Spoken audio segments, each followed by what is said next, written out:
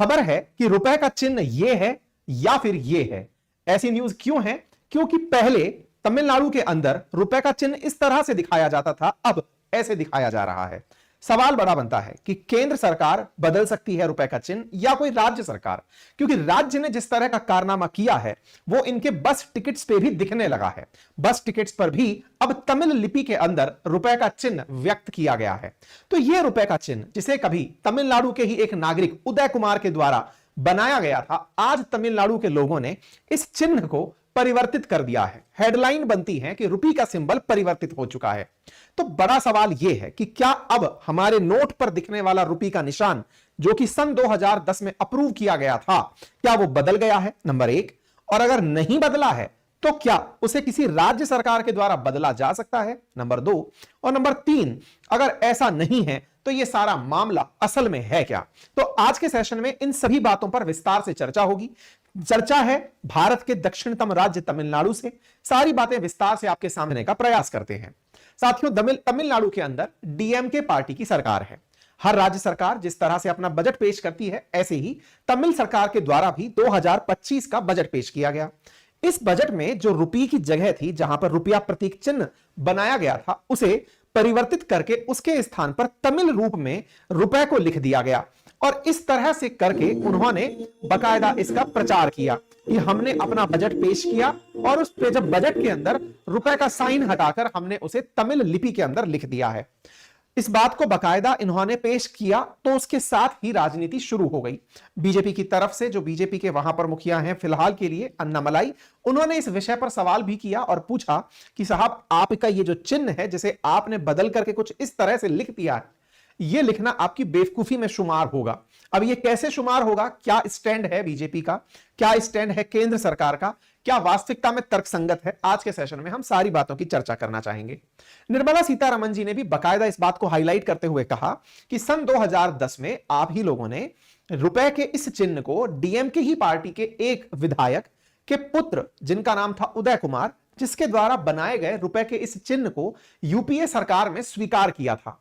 लेकिन अब जब आपके यहां इलेक्शन है, तब आप हमारे इस चिन्ह को परिवर्तित करने की बातें कर रहे हैं। खैर, हम इस पूरी कहानी को आपको शुरू से शुरू करते हुए चलते हैं। आपने और हमने संभवतया रुपए के इन सभी रूपों को देखा है। हमने एक रुपया के साथ में रुपी शब्द लिखे भी देखा है। हिंदी में उसे रुपया भी लिखा हुआ देखा है। सिंबल ऑफ रुपया, इससे पहले रुपए इसी तरह से लिखा जाता था। वर्ष 2010 में भारत ने इस रुपया को बिल्कुल वैसे ही, जैसे डॉलर को दिखाने के लिए आप एक साइन चुनते हैं, जैसे पाउंड के लिए एक साइन है, येन के लिए एक साइन है, रेन मिंबी के लिए एक साइन है, वैसे ही हमने रुपया के लिए एक साइन अलॉट करने का कंटेस्ट जारी किया, एक प्रतियोगिता रखी कि हम अपने इस सिंबल को, रुपया को सिंबलाइज कैसे करें। जब हम तुरंत डॉलर बनाते हैं तो हम बोलते हैं कि ये डॉलर है, तो ऐसे ही रुपया को अगर रिकॉग्नाइज करना हो तो उसे कैसे करें। तो इसके लिए एक सिंबल प्रतियोगिता रखी गई भारत सरकार के द्वारा सन 2010 में। तब मनमोहन सिंह जी की सरकार हुआ करती थी, यूपीए गवर्नमेंट थी, और उस यूपीए गवर्नमेंट के अंदर डीएमके, जो कि तमिलनाडु की पार्टी, वर्तमान सत्तारूढ़ जो पार्टी है, वो सहयोगी दल के रूप में हुआ करती थी। उस दौर में जब यह प्रतियोगिता रखी गई, उस प्रतियोगिता में रुपए के तमाम सिंबल्स के बीच में इस सिंबल को फाइनली सेलेक्ट किया गया कि रुपया आने वाले समय में इस तरह से पहचाना जाएगा। 15 जुलाई 2010 के बाद इस सिंबल को ऑफिशियली रिकॉग्नाइज कर लिया गया। जिन्होंने यह सिंबल बनाया था, उनका नाम उदय कुमार था। उदय कुमार सन 2010 में आईआईटी बॉम्बे में पोस्ट ग्रेजुएशन के स्टूडेंट थे। वर्तमान में ये उदय कुमार आईआईटी गुवाहाटी में प्रोफेसर लगे हुए हैं। आईआईटी मुंबई के इन पोस्ट ग्रेजुएट के जो पिता हैं, ये डीएमके के अंदर पूर्व एमएलए थे, यानी कि इनके पिता का भी डीएमके के साथ कनेक्शन रहा। उदय कुमार को आरबीआई की तरफ से 2.5 लाख रुपए का इनाम दिया गया। इस काम के लिए 3,331 रेस्पॉन्स आए थे, जिनमें से उदय कुमार का रेस्पॉन्स चूज किया गया था। 2010 में इस चिन्ह को लेने से पहले 22 आधिकारिक भाषाओं में से, जिसमें से तमिल भी एक भाषा है, उन सब में से लिपियों को ढूंढ करके इसे बनाया गया था। इसमें आर शब्द देवनागरी लिपि से था और दूसरे आर जो अंग्रेजी में लिखते हैं अपन आर, उस आर के एक लाइन को खींच करके इसे इस प्रकार से लिख दिया गया था। इस पूरे प्रक्रिया के अंदर 2010 की यह न्यूज मायने रखती है, जब भारत ने अपना सिंबल रिकॉग्नाइज किया, दुनिया भर की ये सुर्खी बना कि भाई भारत में भी अब रुपये का एक सिंबल होगा, और ये पूरे भारतवर्ष में बहुत अच्छे से अपनाया गया।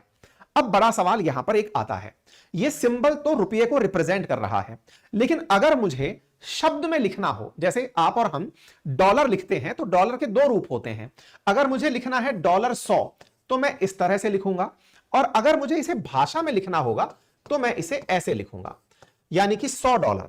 ठीक इसी प्रकार से अगर मुझे ₹100 लिखना है तो मैं इसे ऐसे लिखूंगा, लेकिन अगर मुझे इसे ₹100 लिखना है तो यह मेरी भाषा के अनुरूप लिखूंगा।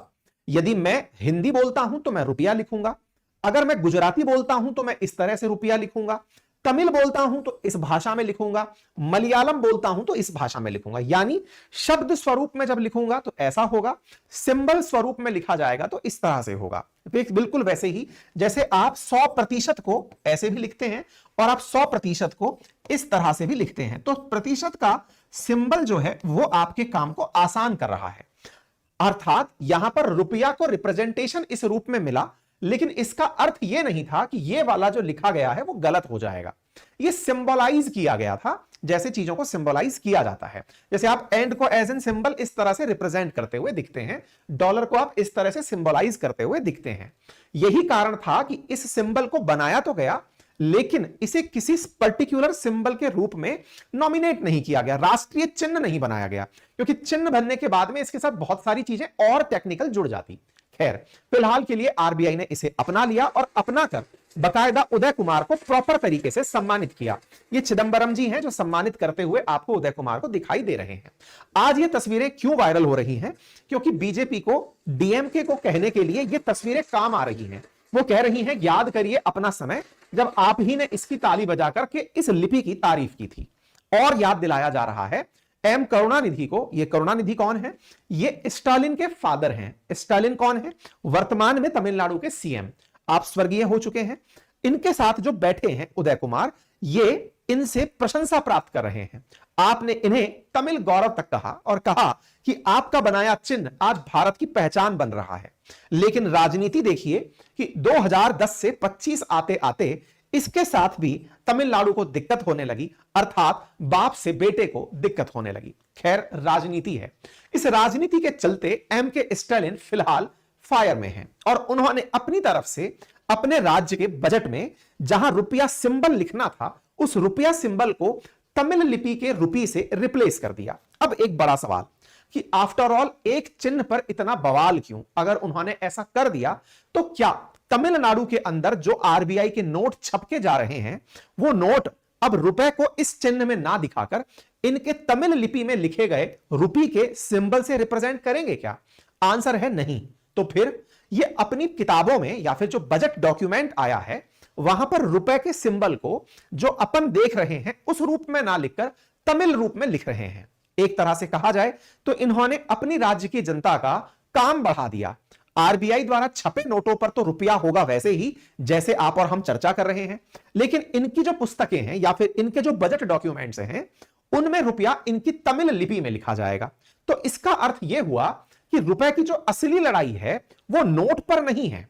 अगर ऐसा ही है तो तमिलनाडु के इनके समर्थकों को करना क्या चाहिए कि साहब अपना गुस्सा नोट पर लिखे आर को भी काला करने में लगा देना चाहिए।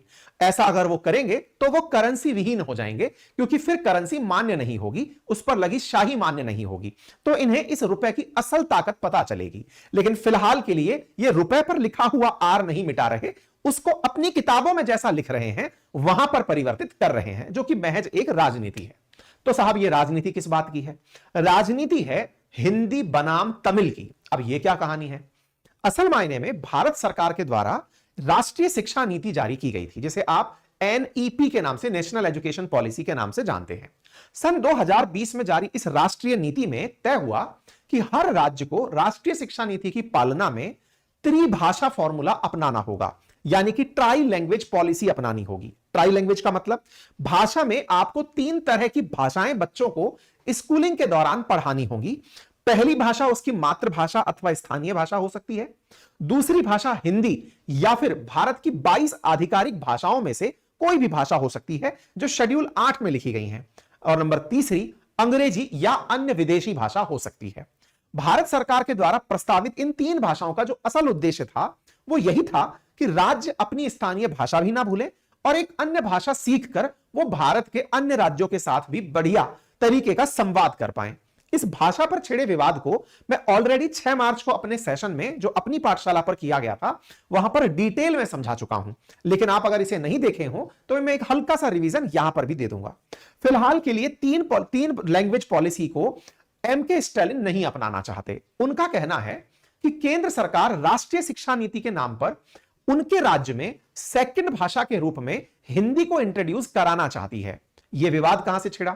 यह विवाद छिड़ा जब 15 फरवरी को वाराणसी के अंदर केंद्रीय मंत्री प्रधान साहब जो हैं, जो शिक्षा मंत्री हैं, उन्होंने लैंग्वेज पॉलिसी के नाम पर तमिलनाडु से कहा कि यदि आप 3 लैंग्वेज पॉलिसी नहीं अपनाते हैं तो केंद्र के द्वारा दिया जाने वाला 2400 करोड़ रुपए का समग्र शिक्षा अभियान के तहत जो पैसा दिया जाता है वो राज्य सरकार को नहीं दिया जाएगा।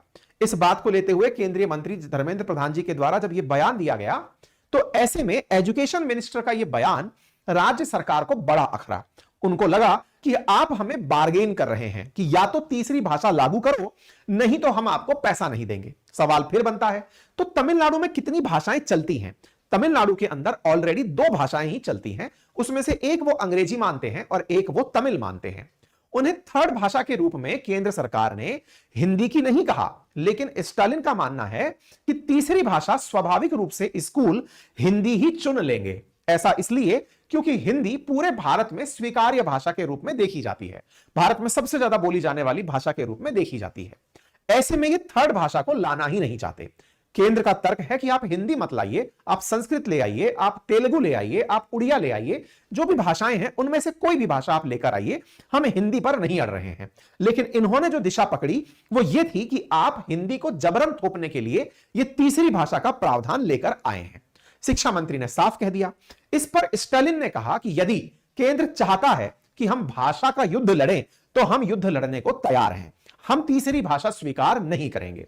We are ready to fight another language war. इसके लिए ये तैयार हो गए। इन्होंने कहा हम युद्ध करने के लिए तैयार हैं, आप आइए हमसे भाषा वॉर करिए, हम हिंदी नहीं अपनाएंगे, हम 3 भाषा फॉर्मूला नहीं अपनाएंगे। केंद्र अपनी जगह स्पष्ट है कि आप नहीं अपनाओगे तो पैसा केंद्र से नहीं पाओगे।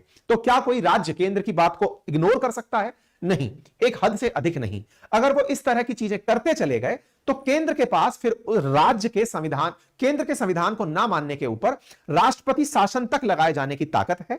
लेकिन उनके यहां अगले साल चुनाव हैं, ऐसे चुनावी राजनीति में वो भी चाहेंगे कि चुनाव पहले ही इस विवाद पर हो तो तमिल बनाम हिंदी की जो लड़ाई है उसमें वो तमिल वोट्स को एक साथ करने में कामयाब हो। मैं बहुत पहले की ही एक राज्य की बात यह बता देता हूं कि 2024 के लोकसभा चुनाव में बीजेपी भले ही वहां एक भी सीट पाने में कामयाब ना रही हो, लेकिन वोट प्रतिशत 18.5% पाने में कामयाब रही थी। एआईडीएमके का सरका हुआ वोट बीजेपी को मिल गया था। हालांकि सीट में भले ही कन्वर्ट ना हुई हो, लेकिन जब विधानसभा के चुनाव होंगे तो संभव है कि बीजेपी तमिलनाडु के अंदर अपनी सीट निकालने में कामयाब हो जाए।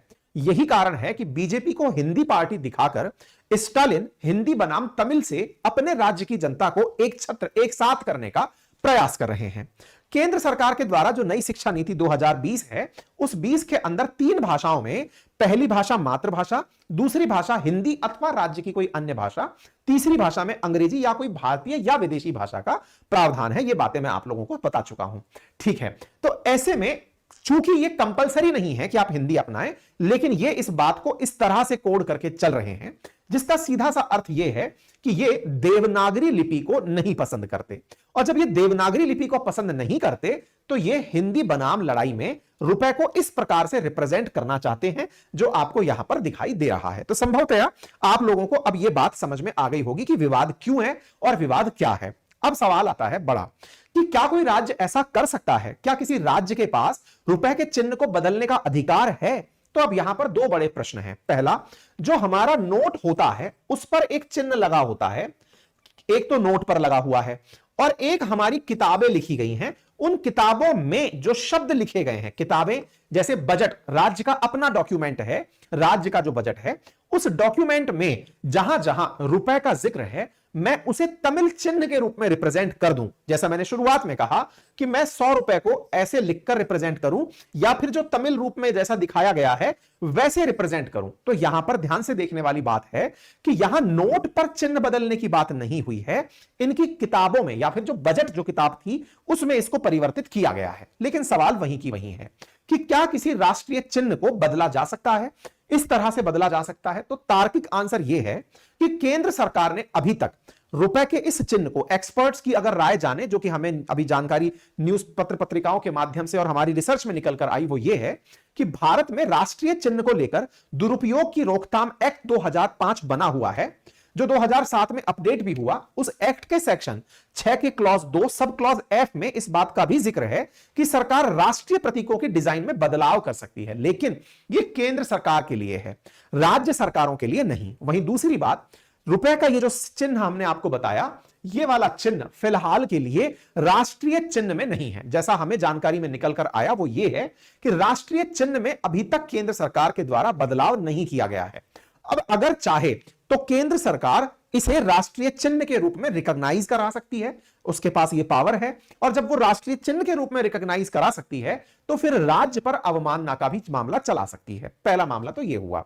अब यही सवाल जब उनके राज्य के उस व्यक्ति से पूछा गया, तो उम्मीद है कि आपको यह विषय वस्तु क्लियर हुई हो कि राज्य ऐसा कार्य नहीं कर सकते। अपनी किताबों में उन्होंने अगर किया है तो वो राष्ट्रीय चिन्ह के रूप में जिस रुपए को हम मान रहे हैं, पहले केंद्र उसे राष्ट्रीय चिन्ह मानना शुरू करे और उसे रिकॉग्नाइज करे अपने एक्ट के अनुसार कि यह राष्ट्रीय चिन्ह है, और उस पर अगर कोई चेंज होता है तो फिर राज्य सरकार को उसके लिए दोषी ठहराया जाए। क्योंकि फिलहाल के लिए प्राप्त जानकारी के अनुसार वो रुपए राष्ट्रीय चिन्ह के रूप में रिकॉग्नाइज नहीं है, तो अपनी पुस्तकों में उसे कैसे दिखाते हैं यह मसला नहीं बनता। वहीं दूसरी ओर रुपए के ऊपर लिखा हुआ आर नहीं परिवर्तित हो रहा है, तो यह केवल एक लोकल राजनीति का परिणाम है। ठीक है, इनकी बयान की वैसे तो फिलहाल आवश्यकता नहीं है, बस ये तो प्रतिक्रिया दे रहे हैं कि लोकल मुद्दा है, इस पर हम क्या ही कह सकते हैं। कुल मिलाकर के इस पर अब राजनीति और राजनीतिक बयानबाजी चल रही है। बजट आया है तो बजट पर ध्यान भी इन्होंने आकर्षित कर लिया। कुछ लोगों ने निर्मला सीतारमण जी के कुछ पुराने ट्वीट्स निकाले और उसमें उन्होंने ट्वीट्स में इनके इसी चिन्ह को हाईलाइट किया कि आपने भी कभी रुपये को इस तरह से प्रेजेंट किया था। अब ये तो इसका जवाब खुद दें। कुछ लोग निकाल कर ला रहे हैं कि रुपये को गुजराती में कभी इस तरह से दिखाया गया था। हम इनकी सत्यता तो प्रमाणित नहीं करते, लेकिन फिलहाल जिस तरह की सोशल मीडिया पर चर्चाएं हैं वो ये हैं कि इस बात को लेकर बहस लंबे समय से लोकल राजनीति में बनी है। हम और आप केवल यह समझें कि जब चुनाव होता है तब कुछ इस तरह से होता है, और जब चुनाव नहीं होता तो रुपए का चिन्ह कुछ इस तरह से होता है। ठीक है, बात चुनाव की है तो इनके यहां चुनाव अप्रैल से मई 2026 में होने हैं। 234 विधानसभा सीटों के लिए होने हैं। 234 में से फिलहाल डीएमके 134 सीटों के साथ सबसे बड़ी पार्टी बनकर बैठी है। अपोजिशन में एआईडीएमके है, लेकिन एनडीए भी 13 सीटों के साथ बैठी है। वोट परसेंटेज की बात करें तो वोट परसेंटेज मतलब पॉपुलेशन की अगर बात करें तो 7 करोड़ की पॉपुलेशन वाला ये जो राज्य है, यहां पर वोटिंग के हिसाब से बढ़िया परसेंटेज वोट है, और हिंदू वोटर्स की जो संख्या है वो यहां पर 87.58% है। साथ ही साथ में अगर हम बात लोकसभा चुनावों की करें तो लोकसभा चुनावों में बीजेपी का पहले कभी खाता नहीं खुला, लेकिन इस बार वोट परसेंटेज में जो 18.5% तक की रीच आई, जिसमें निश्चित ही डीएमके के वोट शेयर घटे थे, 53 से 47 तक की यात्रा हुई, लेकिन एआईडीएमके के जो वोट शेयर हैं उसमें काफी ज्यादा सेंध मारने में बीजेपी कामयाब हुई थी। वोट शेयर कामयाब हुई थी, वोट में मतलब सीट में भले ही कन्वर्ट ना हुई हो।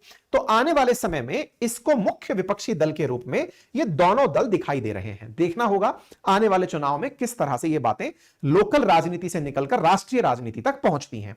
बात राष्ट्रीय राजनीति की हो तो एम के स्टालिन ने विधानसभा चुनावों में से पहले जो लोकसभा चुनाव 24 के हुए थे, उस समय इन्होंने एक मैनिफेस्टो जारी किया था जिसमें इन्होंने यह कहा था कि अगर यूपीए सरकार सत्ता में आती है तो हम जम्मू कश्मीर के अंदर वापस से राज्य का दर्जा लेकर आएंगे, साथ ही साथ में नई एजुकेशन पॉलिसी को खत्म करेंगे, आर्टिकल 361 के अंदर हम लोग उसको अमेंड करेंगे, साथ ही साथ में जो अग्निपथ रिक्रूटमेंट प्रोग्राम है उसे हम हटाएंगे, और हर 5 साल के अंदर हम जनगणना करवाएंगे। फिलहाल के लिए ये इनके सपने ही थे, क्योंकि अब सत्ता में नहीं है तो मैनिफेस्टो ही रह गए। आने वाले समय में देखना होगा कि सत्ता परिवर्तन जब होगा तब ये किस तरफ जाते हैं। फिलहाल के लिए इतना ही। अगर